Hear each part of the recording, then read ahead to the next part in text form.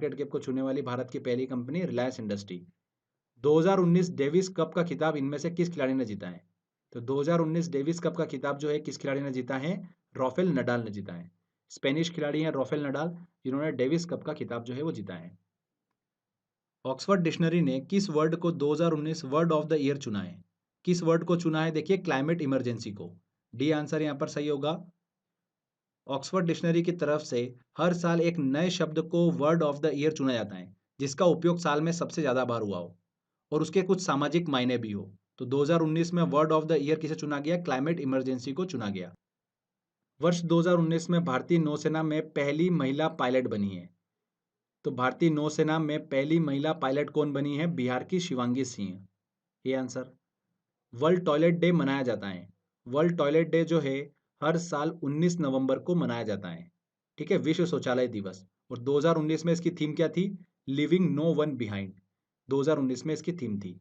चलिए अगला क्वेश्चन लेते हैं। वर्ष 2019 में भारत के 47वें मुख्य न्यायाधीश ने शपथ ली, वह हैं। तो देखिए 2019 में भारत के 47वें मुख्य न्यायाधीश कौन बने हैं? शरद अरविंद बोबड़े। डी आंसर यहाँ पर बिल्कुल सही होगा। इन्होंने किनका स्थान लिया है? रंजन गोगोई का स्थान लिया है। महाराष्ट्र के वर्तमान मुख्यमंत्री हैं। महाराष्ट्र के वर्तमान मुख्यमंत्री कौन है? उद्धव ठाकरे हैं। 2019 में महाराष्ट्र विधानसभा चुनाव हमको देखने को मिले, जहां पर किसी भी पार्टी को पूर्ण बहुमत नहीं मिला। शिवसेना, एनसीपी और कांग्रेस के गठबंधन से वहां पर सरकार चल रही है, जिसके मुख्यमंत्री कौन है? उद्धव ठाकरे हैं। International film festival of India 2019 में गोल्डन जुबली पुरस्कार से किसे सम्मानित किया गया? तो 50वें भारतीय अंतर्राष्ट्रीय फिल्म महोत्सव का आयोजन जो है वो कहां पर किया गया था? गोवा की राजधानी पणजी में किया गया था। और इसमें देखिए गोल्डन जुबली पुरस्कार से रजनीकांत को सम्मानित किया गया। बी आंसर यहाँ पर बिल्कुल सही होगा। चलिए अगला क्वेश्चन लेते हैं। वर्ष 2019 में 55वें ज्ञानपीठ पुरस्कार से किसे सम्मानित किया गया? तो फ्रेंड्स 2019 में देखिए 55वें ज्ञानपीठ पुरस्कार से किसे सम्मानित किया गया? अकीतम अच्युतन नंबूदरी को। भारतीय साहित्य के लिए दिया जाने वाला देखिए ये सर्वोच्च पुरस्कार है, ज्ञानपीठ पुरस्कार, और इन्हें अकीतम के नाम से भी जाना जाता है। फ्रेंड्स वेरी वेरी इंपॉर्टेंट है ये। पहला ज्ञानपीठ पुरस्कार जो है वो कब दिया गया था? 1965 में दिया गया था, मलयालम लेखक जी शंकर कुरुप को। ठीक है, और अकीतम भी मलयालम भाषा के ही कवि हैं। तो 55वें ज्ञानपीठ पुरस्कार से सम्मानित किया गया अकीतम अच्युतन नंबूदरी को। अयोध्या विवाद मामले में फैसले के समय भारत के मुख्य न्यायाधीश कौन थे? तो फ्रेंड्स 2019 में देखिए अयोध्या विवाद पर हमको रिजल्ट देखने को मिला। तो अयोध्या विवाद मामले में फैसले के समय भारत के मुख्य न्यायाधीश कौन थे? रंजन गोगोई थे। ये आंसर यहाँ पर बिल्कुल सही होगा।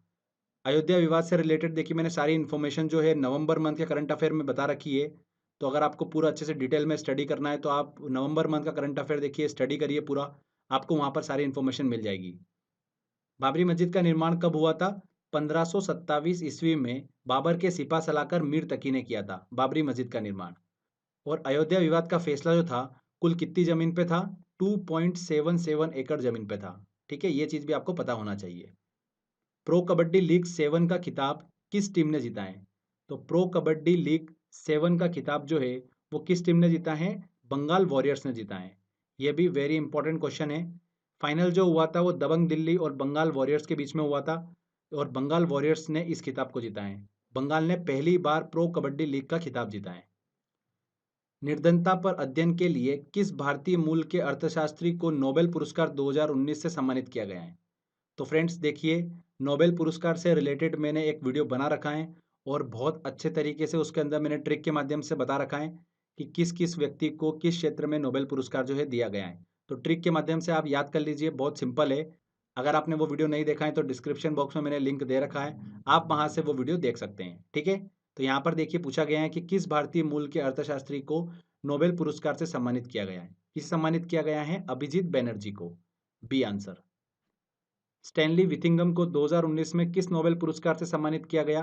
तो स्टैनली विथिंगम, आपको ट्रिक दिमाग में आ रही होगी, स्टैंड और नली कहाँ पर होती है? केमिस्ट्री लैब में होती है। तो केमिस्ट्री मतलब रसायन के क्षेत्र में। D answer. पीटर हैंड के हैंड से ही लिखा जाता है देखिए साहित्य, तो लिटरेचर के क्षेत्र में 2019 में इन्हें नोबेल पुरस्कार से सम्मानित किया गया। तो बड़ी आसानी से देखिए ट्रिक के माध्यम से आप सॉल्व कर सकते हो। तो ठीक है, वीडियो देख लीजिए, आपका पूरा नोबेल से एक क्वेश्चन जो है वो बिल्कुल 100% सही होगा। चलिए अगला क्वेश्चन लेते हैं। विश्व बैंक ने देशों की ईज ऑफ डूइंग बिजनेस की एक रैंकिंग जारी की जिसमें भारत का स्थान है। तो देखिए विश्व बैंक ने ईज ऑफ डूइंग बिजनेस की एक रैंकिंग जारी की, जिसमें भारत को स्थान दिया गया है 63वां स्थान। सी आंसर यहाँ पर सही होगा। भारत की रैंकिंग में देखिए 14 पायदानों का सुधार देखने को मिला है। इससे पहले जो पिछले साल भारत की रैंकिंग थी वो थी 77। इस रैंकिंग में देखिए न्यूजीलैंड जो है वो पहले स्थान पर है। न्यूजीलैंड जो है वो पहले स्थान पर है। इनमें से किसने विजय हजारे ट्रॉफी 2019 का खिताब जीता है? तो फ्रेंड्स, विजय हजारे ट्रॉफी जो है घरेलू एक दिवसीय क्रिकेट टूर्नामेंट है और कर्नाटक ने देखिए विजय हजारे ट्रॉफी का खिताब जीता है 2019। तो यहाँ पर डी आंसर जो होगा बिल्कुल सही होगा। फाइनल जो हुआ था वो कर्नाटक और तमिलनाडु के बीच में हुआ था। फाइनल जो हुआ था वो कर्नाटक और तमिलनाडु के बीच में हुआ था। कर्नाटक ने चौथी बार इस खिताब को जीता है, विजय हजारे ट्रॉफी का खिताब। वर्ष 2019 में महाराष्ट्र और हरियाणा विधानसभा चुनाव के परिणाम देखने को मिले। इसके संदर्भ में कौन सा कथन असत्य है? देख लेते हैं। हरियाणा विधानसभा में बहुमत के लिए सदस्यों की संख्या 46 है। हरियाणा में विधानसभा की सीटें कितनी है? कुल 90 सीट्स हैं। और देखिए बहुमत के लिए रिक्वायर्ड सीटें कितनी है? 46। तो ये पॉइंट बिल्कुल सही है। जेजेपी राजनीतिक पार्टी का पूरा नाम जननायक जनता पार्टी है, बिल्कुल सही। देखिए हरियाणा में बीजेपी को पूर्ण बहुमत नहीं मिला था, तो उन्होंने वहां पर जेजेपी जननायक जनता पार्टी के साथ गठबंधन करके सरकार बनाई है और सरकार चल रही है। ठीक है फ्रेंड्स। मनोहर लाल खट्टर हरियाणा के वर्तमान मुख्यमंत्री हैं, बिल्कुल सही। महाराष्ट्र में शिवसेना सबसे बड़ी राजनीतिक पार्टी बनी है, ये कथन गलत है। महाराष्ट्र में सबसे ज्यादा अगर सीटें किसी को मिली है विधानसभा चुनाव में, तो वो किसको मिली है? बीजेपी को मिली है। ठीक है फ्रेंड्स, 122 सीट्स मिली हैं बीजेपी को। तो यहाँ पर डी कथन जो है वो असत्य है। चलिए अगला क्वेश्चन लेते हैं। जम्मू कश्मीर केंद्रशासित प्रदेश के पहले उपराज्यपाल हैं। जम्मू कश्मीर केंद्रशासित प्रदेश के पहले उपराज्यपाल कौन है? गिरीश चंद्र मुर्मू। ए आंसर यहाँ पर सही होगा। साथ ही लद्दाख केंद्रशासित प्रदेश के पहले उपराज्यपाल कौन है? राधा कृष्ण माथुर। जो राधा कृष्ण माथुर हैं ये लद्दाख के हैं और गिरीश चंद्र मुर्मू जो हैं वो जम्मू कश्मीर केंद्रशासित प्रदेश के पहले उपराज्यपाल हैं। राजनाथ सिंह ने इनमें से किस स्थान पर कर्नल चेवांग रिंचेन ब्रिज का उद्घाटन किया है? यह भी इंपॉर्टेंट है। कर्नल चेवांग रिंचेन ब्रिज का उद्घाटन कहां पर किया है? लद्दाख क्षेत्र में किया है। बी आंसर यहां पर सही होगा। इस पुल की मदद से देखिए चीन सीमा तक पहुंचने में मदद मिलेगी, साथ ही पर्यटन को भी बढ़ावा मिलेगा। यह पूरा पुल जो है लोहे से निर्मित किया गया है और इस पुल की लंबाई कितनी है? 1400 फीट है। साथ ही यह पुल जो है 13,000 फीट की ऊंचाई पर बनाया गया है। तो कर्नल चेवांग रिंचेन ब्रिज का उद्घाटन कहां पर किया गया? लद्दाख क्षेत्र में। भारत और पाकिस्तान के बीच करतारपुर साहिब गलियारे खोले जाने का समाचार वर्ष 2019 में चर्चा में रहा। करतारपुर साहिब स्थान पाकिस्तान में किस नदी के किनारे स्थित है? तो देखिए 2019 में भारत सरकार ने भारत के डेरा बाबा नामक स्थान से लेकर करतारपुर साहिब जो कि पाकिस्तान में स्थित है उनके दर्शन के लिए अंतर्राष्ट्रीय सीमा तक कॉरिडोर बनाने की घोषणा की है। पाकिस्तान में देखिए किस नदी के किनारे स्थित है करतारपुर साहिब स्थान? रावी नदी के किनारे स्थित है। ओके। करतारपुर साहिब में गुरु नानक देव जी ने अपने जीवन के 18 साल बिताए थे। रावी नदी के किनारे स्थित है, सी आंसर। चलिए अगला क्वेश्चन लेते हैं। नीति आयोग द्वारा जारी इंडिया इनोवेशन इंडेक्स 2019 में सबसे इनोवेटिव राज्य हैं। तो नीति आयोग ने देखिए इंडिया इनोवेशन इंडेक्स 2019 जारी किया, जिसके तहत देश का सबसे इनोवेटिव राज्य जो है वो कौन सा है? कर्नाटक है, C answer. NSG national security guard के महानिदेशक के रूप में इनमें से किसे नियुक्त किया गया? तो नेशनल सिक्योरिटी गार्ड, जिसे ब्लैक कमांडो के नाम से भी जाना जाता है, उसके महानिदेशक के रूप में देखिए 2019 में अनूप सिंह को नियुक्त किया गया है। A answer. Global hunger index 2019 में भारत की रैंकिंग क्या है? तो ग्लोबल हंगर इंडेक्स 2019 रिपोर्ट में भारत की जो रैंकिंग है वो कितनी है? 102 है। सी आंसर यहाँ पर सही होगा। 117 कुल देश हैं जिसमें भारत की रैंकिंग कितनी है? 102 है। ठीक है। 2014 के बाद से भारत की रैंकिंग में लगातार गिरावट देखने को मिल रही है। भारत जो है 2014 में कौन सी रैंकिंग पे था? 55वीं रैंकिंग पे था। वहां से गिरकर भारत जो है 2019 में 102वीं रैंकिंग पर आ गया है। साथ ही फ्रेंड ध्यान रखिएगा, ग्लोबल कॉम्पिटिटिव इंडेक्स 2019 में भारत की रैंकिंग क्या है? 68वीं है। ध्यान रखिएगा, global competitive index GCI index जो है उसमें भारत की रैंकिंग क्या है? 68 है। और जीएचआई में कितनी रैंकिंग है भारत की? 102 है। ग्लोबल हंगर इंडेक्स में 102 और ग्लोबल कॉम्पिटिटिव इंडेक्स में भारत की रैंकिंग है 68 विश्व प्रतिस्पर्धा सूचकांक में। चलिए अगला क्वेश्चन लेते हैं। विश्व खाद्य दिवस 2019 की थीम क्या थी? विश्व खाद्य दिवस जो है वर्ल्ड फूड डे कब मनाया जाता है? 16 अक्टूबर को मनाया जाता है हर साल। और इस बार इसकी थीम क्या थी? Zero hunger world. B answer यहाँ पर सही होगा। बर्नार्डिन एवारिस्टो को उनकी किस उपन्यास के लिए मैन बुकर पुरस्कार 2019 से सम्मानित किया गया? मैन बुकर पुरस्कार जो है ये अंग्रेजी उपन्यास के लिए हर साल दिया जाता है और 2019 में बर्नार्डिन एवारिस्टो को गर्ल वुमेन अदर के लिए दिया गया और मार्गरेट एटवुड को द टेस्टामेंट्स के लिए दिया गया। इन दोनों को संयुक्त रूप से मैन बुकर पुरस्कार जो है वो दिया गया है। आमतौर पर यह पुरस्कार संयुक्त रूप से नहीं दिया जाता है, पर इस बार ये संयुक्त रूप से पुरस्कार जो है वो दिया गया है बर्नार्डिन एवारिस्टो और मार्गरेट एटवुड को। ठीक है, तो यहाँ पर देखिए गर्ल वुमेन एंड अदर के लिए बी आंसर। मैन बुकर पुरस्कार जीतने वाली पहली अश्वेत ब्लैक महिला कौन है? कौन है? बर्नार्डिन एवारिस्टो। ये चीज भी आप ध्यान रखिएगा। चलिए अगला क्वेश्चन लेते हैं। स्वच्छ रेल स्वच्छ भारत 2019 रिपोर्ट के अनुसार इनमें से कौन सा कथन सत्य है? देखिए फ्रेंड्स, ये एक स्वच्छता सर्वेक्षण है। इस रिपोर्ट के अनुसार जयपुर देश का सबसे स्वच्छ रेलवे स्टेशन है, बिल्कुल सही। उत्तर पश्चिम रेलवे जोन को 2019 में सबसे स्वच्छ रेलवे जोन बताया गया, यह भी सही है। यह सर्वेक्षण भारतीय गुणवत्ता परिषद द्वारा किया गया, यह भी सही। उपरोक्त सभी कथन जो होंगे बिल्कुल सही होंगे, डी आंसर। वर्ष 2019 में खोजी गई शिस्तूरा सिंगकाई किस प्रकार की प्रजाति का वैज्ञानिक नाम है? शिस्तूरा सिंगकाई जो है ये देखिए दिसंबर 2019 में मेघालय के वेस्ट खासी हिल जिले में खोजी गई एक मछली की प्रजाति है। तो फ्रेंड्स ध्यान रखिएगा, मछली की एक प्रजाति है शिस्तूरा सिंगकाई। नागरिकता संशोधन बिल 2019 के अनुसार किन देशों के प्रताड़ित अल्पसंख्यकों को भारत की नागरिकता मिलेगी? इंपॉर्टेंट देखिए क्वेश्चन है, ये काफ़ी ज़्यादा सुर्खियों में है। नागरिकता संशोधन बिल 2019 जो है ये दिसंबर 2019 में संसद में पारित हो गया। इस बिल के द्वारा नागरिकता अधिनियम 1955 में संशोधन किया जाएगा। इस बिल के द्वारा बांग्लादेश, पाकिस्तान और अफगानिस्तान के प्रताड़ित हिंदू, जैन, सिख, ईसाई, बौद्ध और फारसी नागरिकों को भारत की नागरिकता प्रदान की जाएगी। इसमें देखिए मुस्लिम नागरिकों को शामिल नहीं किया गया है। ठीक है, इसी वजह से ये बिल जो है थोड़ा सुर्खियों में रहा है। तो फ्रेंड्स यहाँ पर देखिए पाकिस्तान, अफगानिस्तान, बांग्लादेश उपयुक्त सभी, डी आंसर यहाँ पर सही होगा। चलिए अगला क्वेश्चन लेते हैं। नानावती मेहता आयोग किस राज्य सरकार से संबंधित है? किस राज्य सरकार से संबंधित है? गुजरात राज्य सरकार से। देखिए दिसंबर 2019 में गुजरात विधानसभा में 2002 के गुजरात दंगों पर जस्टिस नानावती मेहता आयोग की रिपोर्ट को प्रस्तुत किया गया है और इस आयोग में गुजरात के उस समय तत्कालीन मुख्यमंत्री रहे नरेंद्र मोदी को क्लीन चिट दी है। तो नानावती मेहता आयोग जो है वो किस राज्य से संबंधित है? गुजरात से संबंधित है। मानवाधिकार दिवस 2019 की थीम क्या थी? मानवाधिकार दिवस जो है हर साल 10 दिसंबर को मनाया जाता है पूरे दुनिया भर में और इस बार इसकी थीम क्या थी? Youth standing up for human rights. ये आंसर यहाँ पर सही होगा। वर्ष 2019 में संयुक्त राष्ट्र के मानव विकास सूचकांक HDI में भारत को कौन सा स्थान प्राप्त हुआ है? तो भारत की रैंकिंग क्या रही है? 129वीं रैंकिंग रही है इस HDI इंडेक्स में। ये आंसर यहाँ पर बिल्कुल सही होगा।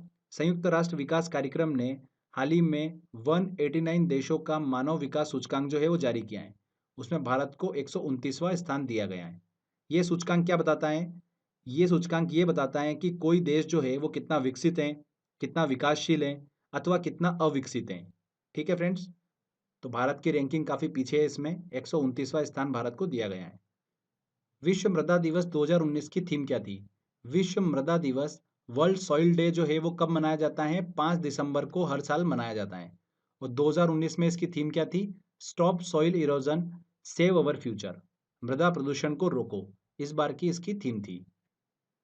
Mind master winning lesson from a champions life पुस्तक के लेखक कौन है? किसने इस पुस्तक को लिखा है? देखिए सुजान निरान और विश्वनाथ आनंद ने इस पुस्तक को लिखा है और ये पुस्तक जो है प्रसिद्ध चेस खिलाड़ी विश्वनाथ आनंद के जीवन पर आधारित है। भारतीय थल सेना के वर्तमान प्रमुख हैं। भारतीय थल सेना के देखिए वर्तमान प्रमुख कौन है? मनोज मुकुंद नरवणे। ये आंसर यहाँ पर बिल्कुल सही होगा। इन्होंने देखिए जनरल बिपिन रावत जो कि 31 दिसंबर को सेवानिवृत्त हुए उनका स्थान लिया है। Manoj Mukund Naravane, very very important question है ये। भारतीय थल सेना के वर्तमान प्रमुख हैं। नौसेना, वायुसेना और थल सेना, इन तीनों के प्रमुख जो है 2019 में नियुक्त हुए हैं। तो वेरी वेरी इंपॉर्टेंट है, ये तीनों नाम आपको दिमाग में रखना है। प्लस आपको ध्यान रखना है जो बिपिन रावत हैं वो भारत के पहले CDS हैं। ठीक है, ये चीज़ भी हमने डिस्कस करी है। Half the night is gone पुस्तक के लेखक हैं। कौन है इस पुस्तक के लेखक? अमिताभ बागची हैं। बी आंसर यहाँ पर सही होगा। जून 2018 में ये पुस्तक प्रकाशित हुई थी। इस पुस्तक के लिए हाल ही में अमिताभ बागची को डीएससी पुरस्कार 2019 से सम्मानित किया गया है। डीएससी पुरस्कार 2019 किसे दिया गया है? अमिताभ बागची को दिया गया है उनकी पुस्तक half the night is gone के लिए। ठीक है, डीएससी पुरस्कार जो है ये दक्षिण एशिया की संस्कृति, राजनीति, इतिहास पर लेखन के लिए प्रतिवर्ष जो है वो प्रदान किया जाता है। तो ध्यान रखिएगा, डीएससी पुरस्कार अमिताभ बागची को दिया गया 2019 में, और half the night is gone पुस्तक के लेखक कौन है? अमिताभ बागची हैं। जीएसटी परिषद ने लॉटरी के लिए जीएसटी दर कितनी निश्चित की है? तो हाल ही में जो अभी देखिए 38 जीएसटी काउंसिल मीटिंग हुई है, उस दौरान निजी लॉटरी पर जीएसटी टैक्स दर को देखिए कितना डिसाइड किया गया है? 28% डिसाइड किया गया है। तो ए आंसर। अंग्रेजी भाषा में साहित्य अकादमी पुरस्कार 2019 किसे प्रदान किया गया है? वेरी वेरी इंपॉर्टेंट क्वेश्चन है ये। दिसंबर देखिए 2019 में 23 भाषाओं में साहित्य अकादमी पुरस्कार 2019 की घोषणा की गई है। शशि थरूर को उनकी पुस्तक an era of darkness the British empire in India के लिए साहित्य अकादमी पुरस्कार जो है 2019 प्रदान किया गया है। किसे दिया गया है? देखिए कांग्रेस नेता शशि थरूर को। ये आंसर यहाँ पर बिल्कुल सही होगा। 2016 में ये पुस्तक उन्होंने लिखी थी। साथ ही फ्रेंड्स ध्यान रखिएगा, साथ ही हिंदी भाषा के लिए साहित्य अकादमी पुरस्कार 2019 से किसे सम्मानित किया गया है? नंद किशोर आचार्य को, उनकी कविता छिलते हुए अपने को, इसके लिए उन्हें साहित्य अकादमी पुरस्कार 2019 से सम्मानित किया गया है। हिंदी के लिए नंद किशोर आचार्य और अंग्रेजी भाषा के लिए Shashi Tharoor. Very very important है ये। ठीक है, पहली बार देखिए साहित्य अकादमी पुरस्कार जो है वो कब दिया गया था? 1955 में दिया गया था। ओके, चलिए अगला क्वेश्चन लेते हैं। हिंदी भाषा में साहित्य अकादमी पुरस्कार 2019 किसे प्रदान किया गया? तो हाल ही में दिसंबर में देखिए अभी हमने डिस्कस करा, नंद किशोर आचार्य को हिंदी भाषा में साहित्य अकादमी पुरस्कार 2019 से सम्मानित किया गया है। मैनुअल मारेरो क्रूज किस देश के प्रधानमंत्री हैं? तो हाल ही में देखिए मैनुअल मारेरो क्रूज को क्यूबा का देखिए प्रधानमंत्री जो है वो नियुक्त किया गया है। 40 वर्षों में क्यूबा के पहले प्रधानमंत्री नियुक्त हुए हैं manual Marrero cruise. Himachal Pradesh की किस सुरंग का नाम अटल टनल कर दिया गया है? वेरी वेरी इंपॉर्टेंट क्वेश्चन है ये। आने वाली एग्जाम में देखिए यहाँ से क्वेश्चन जरूर बनेगा, इसलिए ध्यान से सुनिएगा। पूर्व प्रधानमंत्री अटल बिहारी वाजपेयी की 95वीं जयंती के अवसर पर हाल ही में अभी देखिए रोहतांग टनल का नाम बदलकर क्या रख दिया गया है? अटल टनल कर दिया गया है। ये टनल जो है हिमाचल प्रदेश को लद्दाख और जम्मू कश्मीर से कनेक्ट करेगी। और ध्यान रखिएगा इस सुरंग की कुल लंबाई कितनी है? 8.8 किलोमीटर। और साथ ही 10,000 एल्टीट्यूड पर स्थित दुनिया की सबसे लंबी टनल है। कौन सी? अटल टनल। ये टनल जो है मनाली से लेह के बीच की दूरी जो है वो 50 किलोमीटर तक कम कर देगी। इसको कवर करने के लिए 5 घंटे से ज़्यादा का समय लगता है। और ये टनल जो है अभी 95% जो है वो पूरी हो चुकी है, और आने वाले 6 से 7 महीनों में इस टनल को शुरू कर दिया जाएगा। साथ ही इंपॉर्टेंट चीज, इस टनल को बनने में करीब 20 साल लगे हैं। मतलब 2000 में इसका काम चालू हुआ था और हाल ही में अभी ये कंप्लीट होने वाली है। तो वेरी वेरी इंपॉर्टेंट है, रोहतांग टनल का नाम बदलकर क्या रख दिया गया है? अटल टनल कर दिया गया है। ठीक है, 6 से 7 महीने के बाद में ये टनल जो है वो शुरू कर दी जाएगी। तो यहाँ पर देखिए रोहतांग टनल, ए आंसर जो होगा बिल्कुल सही होगा। रोहतांग टनल का नाम बदलकर अटल टनल कर दिया गया है। चलिए अगला क्वेश्चन लेते हैं। भारत की 7वीं आर्थिक जनगणना किस राज्य से शुरू हुई है?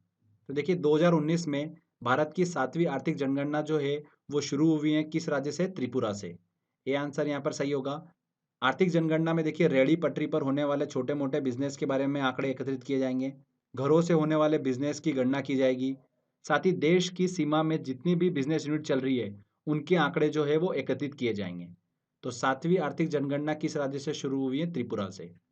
वर्ष 2019 में 30वें वर्ल्ड यूनिवर्सिटी गेम्स में 100 मीटर रेस में किस भारतीय महिला ने स्वर्ण पदक जीतकर इतिहास रचा है? तो देखिए हाल ही में इटली में आयोजित वर्ल्ड यूनिवर्सिटी गेम में 100 मीटर रेस में स्वर्ण पदक जीतकर इतिहास रचा है दूती चंद ने। हिमा दास के बाद दूती चंद दूसरी महिला एथलीट है जिन्होंने ग्लोबल इवेंट में स्वर्ण पदक जीता है। वर्ष 2019 में भारत के किस शहर को यूनेस्को ने विश्व धरोहर वर्ल्ड हेरिटेज सूची में शामिल किया है? किस शहर को शामिल किया है? देखिए जयपुर को। बी आंसर यहां पर सही होगा। जयपुर की चार दीवारी को यूनेस्को ने विश्व धरोहर की सूची में शामिल किया है। विश्व धरोहर की सूची में शामिल होने से जयपुर राज्य के पर्यटन को बढ़ावा मिलेगा, साथ ही स्थानीय अर्थव्यवस्था को भी लाभ मिलेगा। ध्यान रखिएगा फ्रेंड्स, भारत के 37 स्थलों को अभी तक यूनेस्को ने विश्व धरोहर की सूची में शामिल किया है। ओके, साथ ही ध्यान रखिएगा इटली देश के सबसे ज़्यादा स्थल जो हैं वो इस सूची में शामिल किए गए हैं। चलिए अगला क्वेश्चन लेते हैं। वर्ष 2019 में बीसीसीआई के 39वें अध्यक्ष बने हैं। तो देखिए 2019 में बीसीसीआई के 39वें अध्यक्ष कौन बने हैं? भारत के पूर्व कप्तान सौरव गांगुली, डी आंसर।